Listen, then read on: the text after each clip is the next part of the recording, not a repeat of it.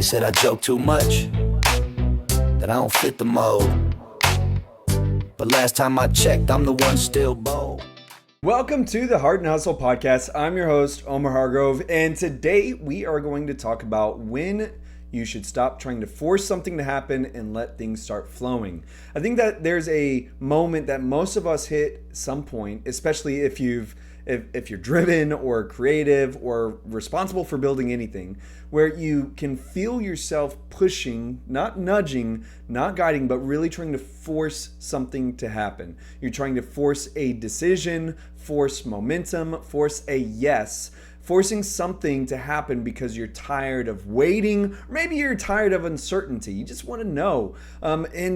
Maybe you're just tired of feeling like you're standing still and you want to feel productive. Maybe it's not even this like weird, bad motivation, but on the surface, forcing something to happen can sometimes look like, hey, I'm being a leader. I'm being confident. I'm taking control. But more often than not, forcing something ends up creating more pain instead of progress. And today, I want to talk about learning when to loosen our grip.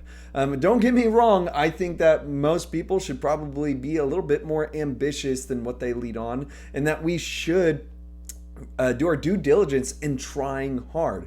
But we also need to understand how to recognize when something isn't ready or isn't aligned or simply isn't meant for right now. Maybe it really will work in a couple months from now, maybe a year from now. But why forcing outcomes often gives us this illusion of success while quietly setting us up for frustration later. So let's start off by talking about that. The illusion of success, more specifically, the illusion of control. One of the reasons forcing feels so tempting is because it makes us feel like we got this. I am strong enough, I'm able enough to get this in the bag. It gives this illusion that if we just push a little harder, and plan a little tighter, convince a little better, that we can guarantee the outcome. And in the short term, that illusion can feel rewarding. Maybe you get the sale, you get the agreement, you get a yes, you get movement, you get something. But what forcing does is it bypasses alignment. It skips over timing and it ignores resistance that's trying to tell you something important.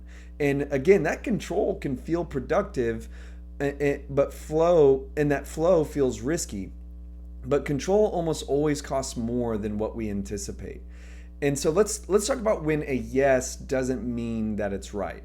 You know, for me personally, especially when I was in sales, I learned this really powerful lesson because there were these certain times where I pushed to get a sale. I pushed to close on a specific sale many times. And I was able to convince, I was able to use conversation to tip them into that yes category.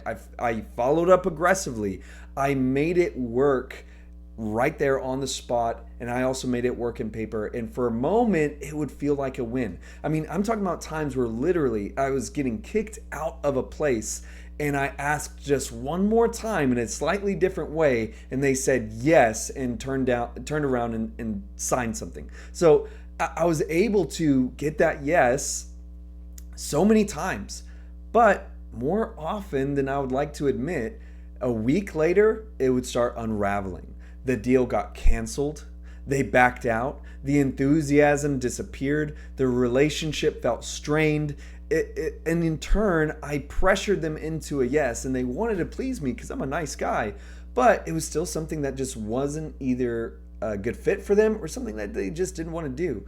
And what I thought was initial success ended up turning into this cleanup that I had to deal with afterwards. And that's when I started noticing this pattern. The things that I had to force to begin in the first place were usually the things that required the most energy to maintain. And it didn't bring joy. It didn't bring what I actually wanted. It brought more tension instead. And I feel like this is a sign that is worth paying attention to, because I've seen that same pattern play out in leadership and all other types of ways, whether it's teams or sales. It's this idea where we are trying to control the outcome.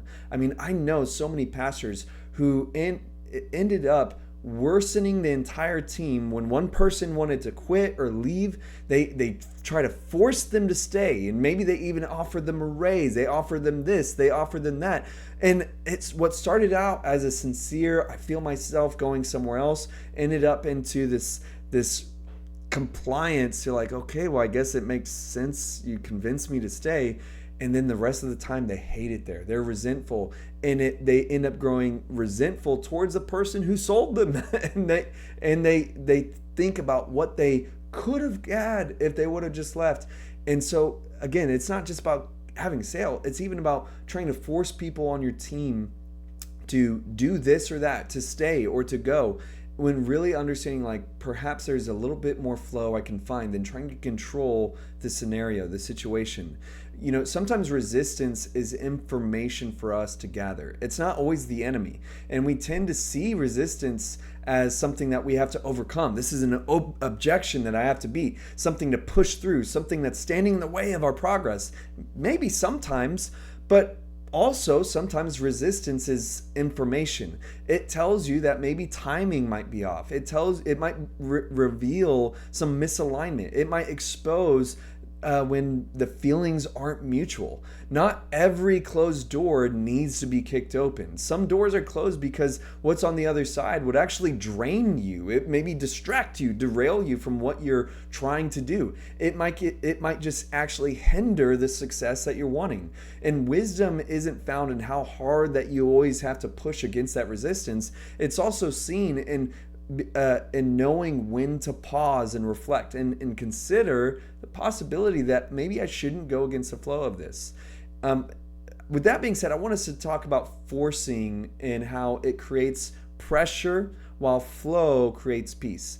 Again, we're specifically looking at the moments where we shouldn't force something. Perhaps there are times where you should, but what we're uncovering is discernment and knowing the difference of when to force or when to flow. And there's a noticeable difference between these kinds of things. And when something flows, there's effort, but it's not exhaustion. There's structure, but there's not strain. You show up, but you're not constantly fighting resistance because it's all flowing. And when something is forced, everything feels heavy. Every step requires convincing. Every win feels fragile.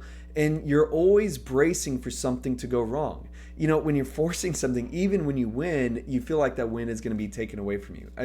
Relating back to the sales I made, I don't know how many times I would have insomnia as I was waiting for an email like, oh, I hope that they don't cancel, because I was so that the win was so fragile. It was so resistant. And again, not every sale canceled, but recognizing, discerning of when to force and when to flow, because forcing creates that pressure, and pressure sometimes leaks. It shows up in stress, it shows up in resentment and burnout and frustration. Flow doesn't mean passive. We're talking about alignment.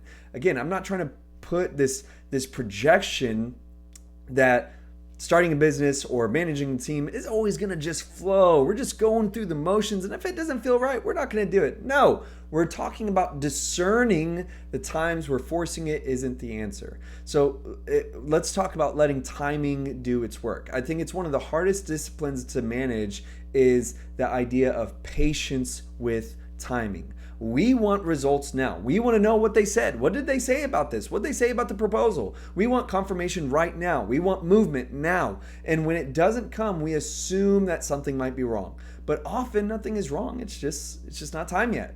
And some things need a little bit more maturity before they can sustain the weight. Some opportunities need space before they can support growth. And some relationships need trust before they can handle commitment.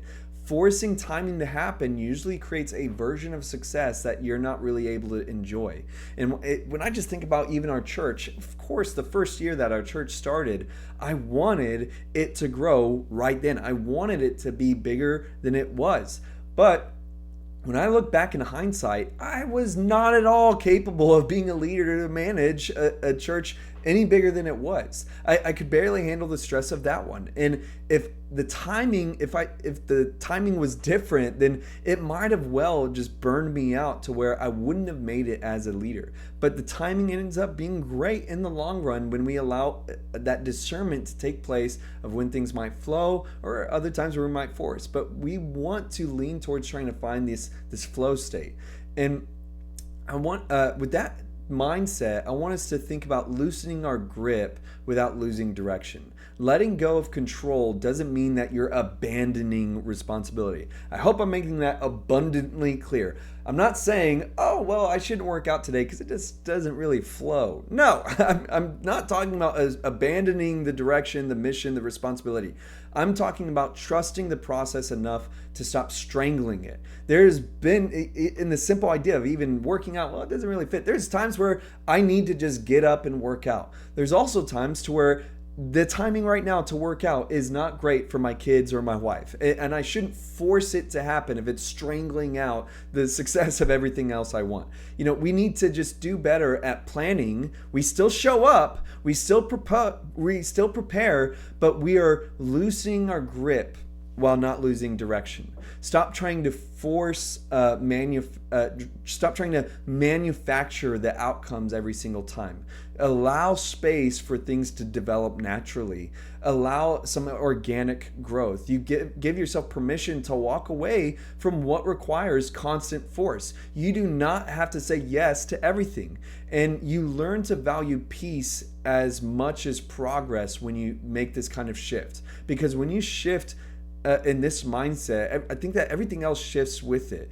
And it's not just for your level of success, but it's even for your team. It's even for your family, to where they'll probably like a version of you that's not constantly stressed out from forcing things to happen that wasn't ready. And when success stops being a struggle, I feel like the things that last tend to come together with so much less resistance. They still require work. Again, we're not putting off that things don't require hard work, but these things don't demand constant pressure to survive. They feel sustainable, even dare I say, enjoyable, life-giving. That's what we really want when it comes to what we're building. Whether it's a team, whether it's a business, whether it's a nonprofit, an organization, whether it's even just your family. And the things that were forced, they usually end up teaching lessons instead of producing fruit. Sometimes the most successful move that you can make is choosing not to push. Again, use discernment. I hope that this is meaningful for you. If you're in a season when you feel yourself trying to force outcomes, you feel yourself constantly trying to force alignment, force momentum, I want you to just think of the possibility that perhaps, just maybe, you need a pause. Ask yourself, is this aligned or am I just impatient? Is this flowing or am I just gripping this too tightly? Is this bringing peace or just control? Again, us pausing, it doesn't mean that we lose momentum by loosening our grip. Often you end up getting more clarity to where you can give a better path of direction that would produce more fruit than if you keep forcing it this way. Not everything needs to happen right now. Not everything needs to be forced into place. And not every opportunity is worth the pressure that it demands. Sometimes the best thing to do is to let go and let things flow.